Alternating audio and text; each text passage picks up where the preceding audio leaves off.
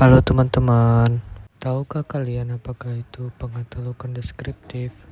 Sebelum mempelajari pengatalogan deskriptif, kita harus mempelajari katalog terlebih dahulu. Apa itu katalog? Katalog adalah wakil daripada dokumen. Dalam arti luas, katalog adalah daftar koleksi yang dimiliki oleh suatu perpustakaan.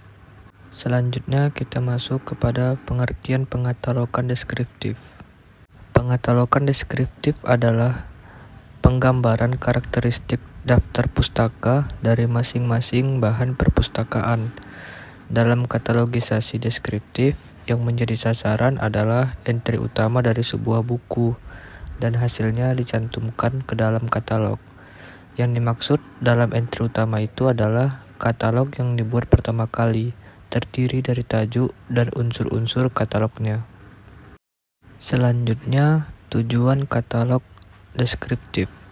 Yang pertama, mengenali suatu sumber pustaka sehingga dapat memberikan informasi untuk membedakannya dengan bahan pustaka lainnya.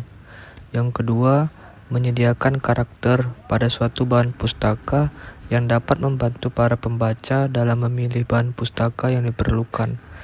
Yang ketiga, menempatkan entry pada tajuk yang paling menguntungkan pembaca. Selanjutnya, fungsi katalog deskriptif. Yang pertama, mencatat setiap karya-karya seorang pengarang pada tajuk yang sama. Yang kedua, menjaga entry pengarang secara tepat sehingga semua karya oleh seorang pengarang terdapat pada tajuk yang sama. Yang ketiga, tidak ada entry subjek dari karya-karya yang dimiliki perpustakaan. Yang keempat, mencatat entry subjek dari karya-karya yang dimiliki perpustakaan. Yang kelima, membuat penunjukan dari entry yang tidak digunakan untuk entry yang dimanfaatkan perpustakaan. Yang keenam, memberikan petunjuk di mana disusun dalam rak. Yang ketujuh, memberikan penjelasan tentang setiap karya yang dimiliki oleh perpustakaan sehingga mendapat informasi lengkap tentang karya tersebut. Nah, selanjutnya perbedaan pedoman antara AACR2 dan RDA. Yang pertama, cetakan. Pada AACR2, mereka menerbitkan hanya cetak saja, sedangkan pada RDA mereka menerbitkan cetak dan elektronik. Yang kedua, deskripsi bahan pustaka. Pada AACR2, mereka memakai ISBD, sedangkan pada RDA mereka memakai core if, dan core for. Yang ketiga, ada singkatan. AACR2 mereka menggunakan singkatan, contohnya seperti ED, EC, HLM, dan lain-lain. Sedangkan RDA mereka tidak menggunakan singkatan. Berikutnya saya akan menjelaskan pembuatan kartu katalog dari satu jenis buku menggunakan metode AACR2. Sebelumnya kita harus mengetahui apa itu kartu katalog. Kartu katalog adalah kartu yang dituliskan pada sebuah karton yang berukuran 7,5 x 12,5 cm. Selanjutnya, langkah membuat kartu katalog menggunakan AACR2 sebagai berikut.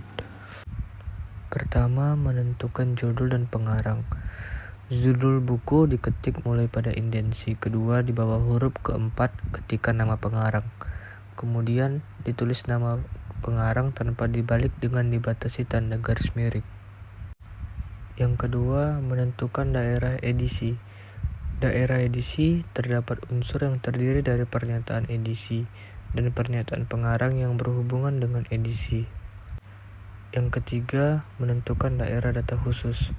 Daerah ini tidak digunakan untuk monograf atau buku. Yang keempat, menentukan daerah penerbitan. Daerah penerbitan berisikan unsur-unsur kota terbit, penerbit, dan tahun terbit. Yang kelima, menentukan daerah kolasi atau keterangan fisik.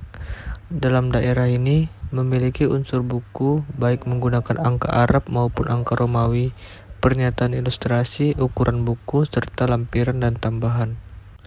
Selanjutnya yang keenam, menentukan daerah seri. Daerah ini terdiri dari pernyataan seri, pernyataan subseri, dan nomor seri. Ketujuh, menentukan daerah catatan. Daerah ini memuat informasi untuk memperjelas keterangan tentang daerah deskripsi bibliografi dan susunan informasi mengikuti urutan daerah.